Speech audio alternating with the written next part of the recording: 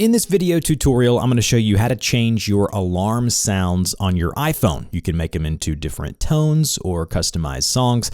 So go ahead and navigate to your clock app on your iPhone and then go to the alarms in the bottom there. And then go ahead and select an alarm. I'm going to enable and select the 6 a.m. alarm here.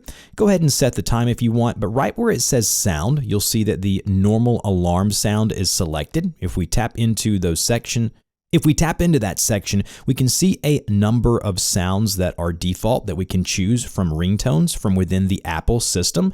But if we wanted to, we could pick a song right where it says songs. I can go to pick a song, and then right here under my Apple Music library, I can go and choose by playlist. I can go and choose by artist, but I can go and select right here a specific song by tapping the addition symbol here if you have an Apple Music subscription. And then as you can see, I have this song selected to play when the alarm goes off. Again, we can choose a song right here, and if we wanted to, we could purchase different tones right here under Tone Store, and it will open up the Apple Tone Store where we can go here and search from different tones from different movies and different things if we wanted to. These range from 99 cents all the way up to a couple of dollars.